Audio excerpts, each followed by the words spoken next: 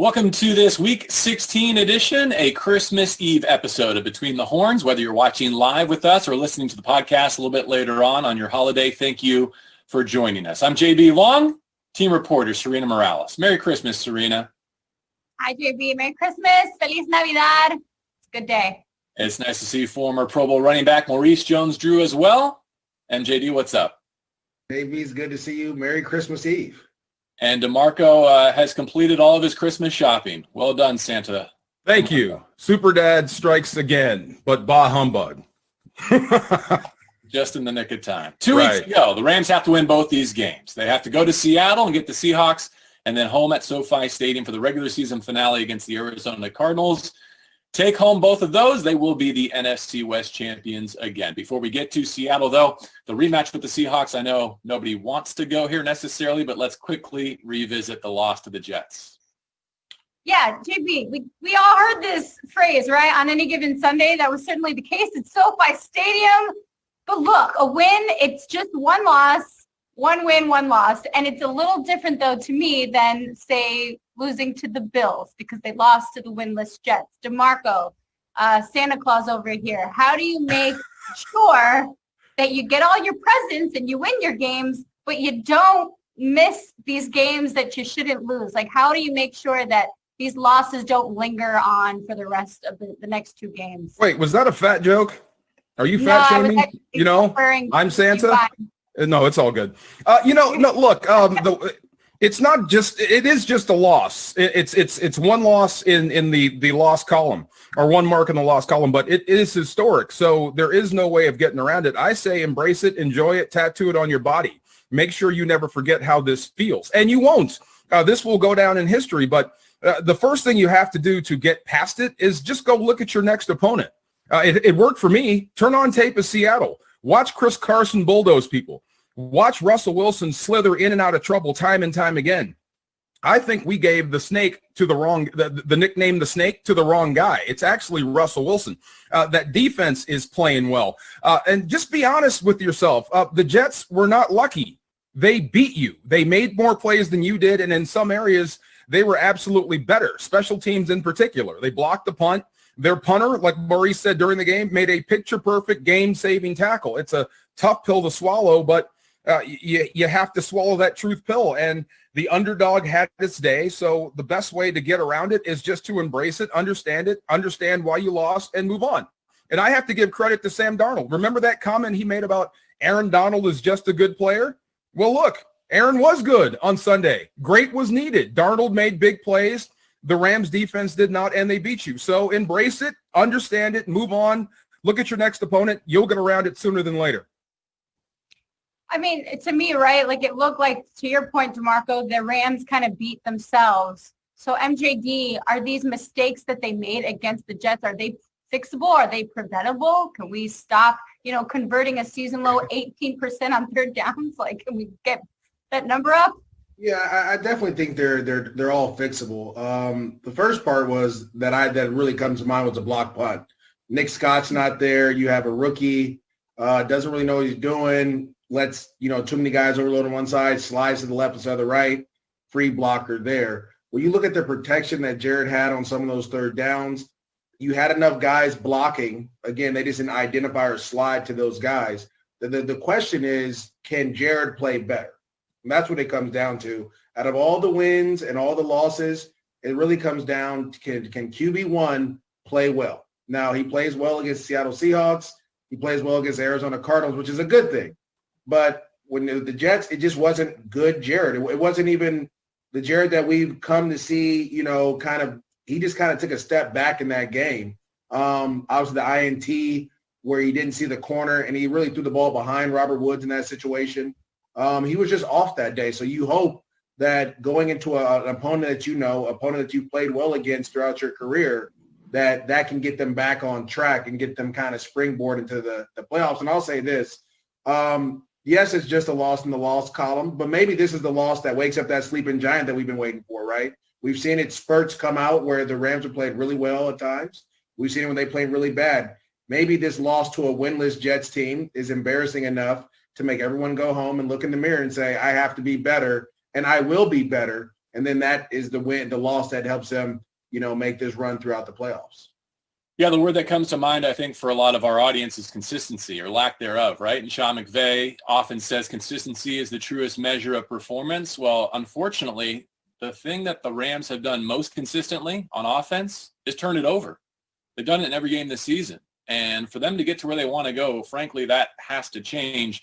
Rare is the season where you have a negative turnover margin going into week 16 and still control your own destiny in terms of clinching the division. So, DeMarco, how do you go about stopping that trend? Because, going to Seattle trying to not turn it over is not the great place to be. Well, I mean, really, let's just be honest. We're talking about one guy. We're talking about Jared Goff turning the football over, and that's got to change. Now, trying to stop that or correct that, I'll be honest, I don't know about this one. I come from the right side of the ball, Maurice, to where if we have a toothache or a rotten tooth, we pull it and we put the veneer in and we go. But this is different. This is your quarterback.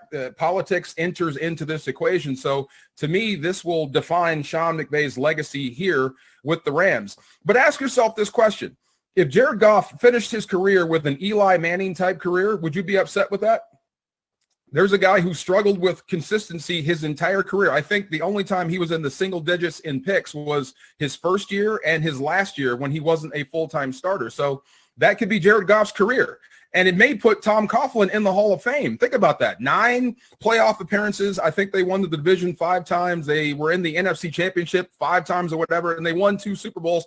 And Eli was MVP in both of those games. So if Jared Goff had that type of career, I wouldn't be upset. But, I don't know how you fix this problem. I think maybe Sean McVay's only answer here is recognize that you can't coach around it.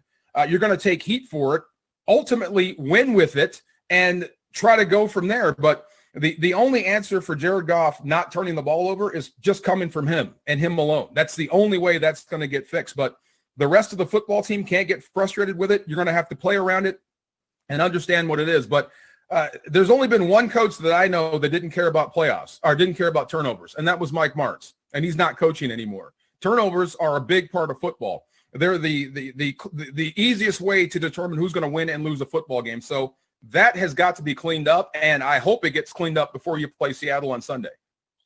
One of the ways you can play around it is to run the football well. And despite the injury to Cam Akers, it's something that whether he's been on the field or not, they have been able to do as well as any team in the National Football League. Sometimes we get so close to it, it may not feel that way. But you look at the metrics, they are the most efficient running team in the league at their tailback position. And Maurice, first of all, let me ask, what was your reaction when you heard that Cam had a high ankle sprain, given what he did last Sunday against the Jets? It's uncomfortable. I think Sean used the term war daddy, which I've heard a ton. Depends on what type of ankle sprain it is, and the high kind are the ones that tend to linger. But you could tell he was compromised, but I loved that to see him fight through it for his team because it meant so much to him. And I think that is, again, something that you can go back and look to in this game. Like, okay, we know we have a guy that will fight with us through thick and thin. Now, he's not going to be there this week, but you've been in this situation before, right? It happened in Philadelphia. All of a sudden, Darrell Henderson breaks out. He becomes a guy. And that's the beautiful thing about having a running back by committee is that when one guy goes down, you already played with the other 2 guys, especially for the Rams throughout this season, and you've won games with it. And so I'm not concerned at all. I truly believe that Darrell Henderson is going to be utilized in certain ways. I thought that they should have put him out there on those 3rd and 4th downs instead of Cam Akers and had Darrell Henderson run those routes, fresh legs, not hurt. Maybe that throw that Jared throws to Cam Akers may get caught because it's a different burst out there when you're running. But I think Darrell Henderson brings a different element to the game. I think his explosiveness is going to be something that Seattle's going to have to prepare for.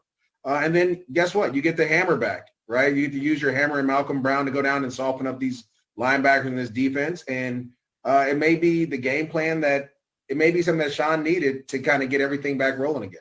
Karina, I'll send it back to you with this thought. The last time they played the Seahawks, it was Darrell Henderson. It was Malcolm Brown. And I'm old enough to remember being on this show and asking questions like, if Cam Akers is healthy, what does he have to do to get his touches, right? There was a point in this season, there was a long stretch of this season where a healthy Cam Akers couldn't get on the field because of what the other 2 are doing. There's no reason that here in the month of December they can't flip that back. Yeah, and that's a perfect toss because this Seattle team looks way different also when the last time they played the Rams back in week 10. The only familiar name that we're going to talk about obviously is Russell Wilson, but the Seahawks, they've been going more run-heavy offense as well. So you got backs like Carson, Hyde, and Penny that are all available for Sunday. None of those guys played in the week 10 matchup. So DeMarco, how different has this Seattle offense been playing the last several weeks, and is this something to be concerned about? Do not fool yourself if you wear a Rams uniform, as if you're a Rams player. You played the laundry. You did not play this football team, not this Seattle Seahawks squad. This is a different squad. And if you go back and watch that tape versus Washington, that was a comprehensive butt kicking by that Seahawks squad. It wasn't just about running the football, and they did that effectively, but the defense went out, got a 3-and-out, gave the ball back to Russell Wilson. They drove it down the field, got points. So look, this will be a different matchup, but you can beat this football team. You can beat Seattle when they're playing their best football, playing this style of ball. I think you're built for this. I haven't given up or lost confidence in this defense just because you lost to the Jets. They're still tough. They're still stout against the run, and they have a lot of great players. They can combat this offense. And I think Jared Goff and this offense, as long as they take care of the football, can score points on just about anybody, including the Seattle Seahawks defense. But make no mistake, this is a different squad. They're doing it with defense, special teams, and running the football. This is something you're built to stop. This is why the Rams have been built to stop that Seattle squad. So as long as you take care of the football and don't turn it over, you have a chance to beat Seattle in Seattle. Yeah, Maurice, how do you expect the defense to kind of attack knowing that you've got three backs that are all going to be in this game that they hadn't faced back in week 10? Yeah, I think DeMarco said it best. Like, I'm not too much worried about their running game, right? What they will do is they're going to try to beat you up running the ball, but there is no home run hitter. I'm not afraid of a guy taking the seam and going to the house. I'm not worried about that, which allows me to play very similar style that you played the last time at SoFi Stadium. Jalen Ramsey, you lock up DK Metcalf. We'll put, our 2-3 guys over on Tyler Lockett. And then we're going to allow Ashawn Robinson, Sebastian Joseph-Day, Michael Brockers, Aaron Donald, Leonard Floyd, and whoever's out there to corral this offense and force them to throw the ball. Now, the way I think the Rams will beat them, and I'm very confident in this, is that you have to score on offense, right, and get them out of running the ball. Let's remember, Pete Carroll wants to win ugly. That is his type of thing. They always talk about, I don't know if you guys watch him, but after games, he always says, do you win the game in the first quarter? They yell, no. Second quarter, no. Third quarter, no. Fourth quarter, yeah, everybody gets all excited. He wants to win the close game. So if you can get them out of what they want to do, which is run the ball, play action pass, you'll force them to do, throw the ball, which fits better than what you do defensively. And so I believe that the Rams had the linebackers to do it with Troy Reeder and obviously Kenny Young. They played lights out this season. They'll play lights out again. But do expect a lot of motioning of the running back because it caught the Rams off guard on Sunday against the Jets. Expect them to do that same thing. And let's see if the Rams correct it. But I'm not too concerned defensively. I'm more concerned offensively. And I'm concerned that Jamal Adams is, he's not a safety. So you can't account for him as a safety. You have to account for him as a linebacker or a rush guy. That's what they're going to use him as. Now, everyone's going to say, like, well, listen, the guy struggles in pass coverage, but he's a heck of a blitzer, right? He's a heck of a guy around the box. So offensively, if you can put up points and nullify him, I think defensively it'll counteract everything they want to do. Yeah, 9.5 sacks, a new record for a DB since we started keeping track of that, and that's missing 4 games due to illness and injury. All right, let's go rapid fire. DeMarco, on Monday night, we asked Sean McVay about Ramsey Metcalf Part 2. Look, I think Jalen Ramsey is a first-team All-Pro because of what he did to DK and because of what he did to Hopkins, right? And you finish out this season with those 2 rematches. Can he shut down DK Metcalf the way that he did at SoFi Stadium? Oh, absolutely. And I look forward to the matchup, and I look forward to see how Seattle tries to get him open. It will be funny for me, just funny for everybody that's watching, if Seattle has to use rubs and picks to get him open against Jalen Ramsey instead of just letting DK be DK. So if you have to change your game plan to get the ball to him, that will be funny. But we'll see what happens. But it's that old command when you have a dog, an attack dog, sick him. That's your guy. Go get him. You erase DK Metcalf. We'll take care of the Seattle Seahawks. But, you have to always worry about the other guys. Lockett is a guy that can beat you. Russell Wilson is a guy that can beat you, especially in the Jazz session, the scrambles. But as far as that marquee matchup, yeah, this will be round 2, DK versus Jalen, and I can't wait to see that. All right. Sorry, I'm over here just like, yeah, tell me more tomorrow about this matchup. All right. Well, AD and Jalen obviously were named to the Pro Bowl. It wasn't much of a surprise. However, how do you see this kind of tandem making a difference in this game? I know we talk about all the time the Rams defense being number 1 and obviously Brandon Staley being ahead of that. But was it a surprise? And are we going to see them kind of take control of this game come Sunday against the Seahawks? Well, yeah, I hope so. I mean, look, I've been on the other side of and I don't want to say this, I'm not calling Jared Goff a turnover machine, but I've had to defend turnover machines at quarterback. And there comes a time for every defense that says, we're going to do it ourselves.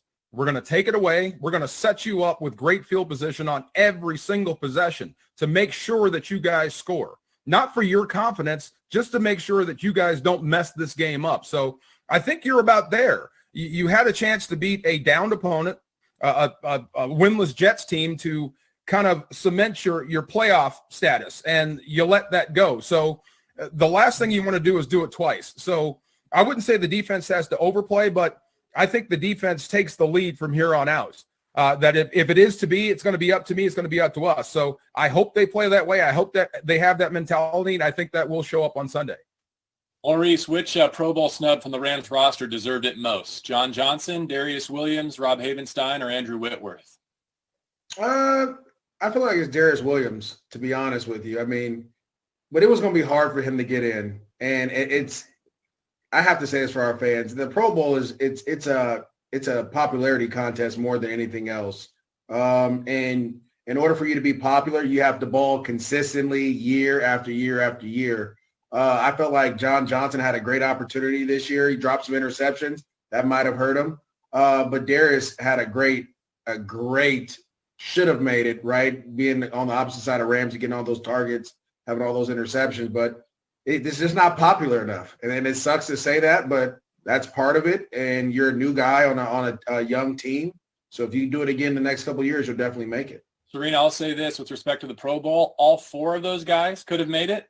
And the Seahawks still would have had more Pro Bowlers than the Rams. They tied a franchise record with 7. I don't think you need any extra motivation going to the Pacific Northwest, but come on. You're playing head-to-head in a de facto championship game for your division. They've got 7. You got 2. It shows that we need to change the way that we select our Pro Bowl. And like to MJD's point, this can't be a popularity contest, especially with incentives and things like that players work to get in order to make it. I don't know. But that's me. Either way, we're going to close out the show with our Rams fantasy picks. We don't need to look at last week. We're just going to move forward. Here we go. So, MJD, I'm going to start with you. Who do you got for this week's matchup? And tell me it's Cooper Kupp. You already know it's Cooper Kupp. I listen, it doesn't matter if it's an NFC West opponent. Cooper Kupp goes to work. I don't know why that is, but they tend to lean on him a ton. I was torn between him, Higbee, but I think it's a Cooper Kupp week. It's 3rd and Kupp. That's what we need. Well, at least that's what I need. So we'll see. Hopefully, I know you and your fantasy team that just like leans on that man is hilarious.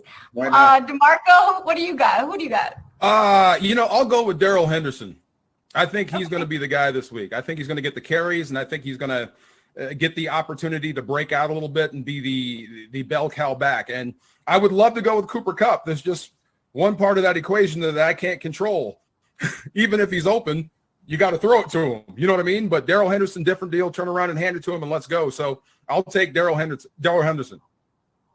I was torn between both of those, and here's what I read this morning that tipped it in Darrell Henderson's favor. The Seahawks apparently have not surrendered a receiver touchdown since they played in Buffalo. That was the week before they came to Inglewood to take on the Rams in Week 10.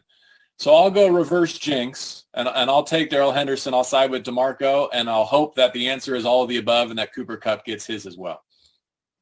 I'm going to split this one, and I'm going to go with MJD here. I'm actually going to say Cooper Kupp, to the reason, obviously, I think that he's going to have a big game. Also, for Maurice's sake, I hope that he gets some extra fantasy points, so I'm going to help you out for your holiday spirit here. But I also just think in general, like Cooper Kupp, again, like last week we saw We saw Robert Woods have a big game, both in running and receiving yards. So I'm kind of like, they're going to maybe prepare for him, and then Coop can do his thing against the Seattle Seahawks, because it's not like Pete Carroll is not going to prepare for this matchup either. So Cooper Kupp, let's go. All right, that's it for our Week 16 edition of Between the Horns. For Maurice Jones, Drew DeMarco, Farr, and Serena Morales, I'm JB Long. You know it, Rams at Seahawks from Lumen Field. What happened to CenturyLink? Lumen Field. You have to practice that a few times before Sunday in Week 16.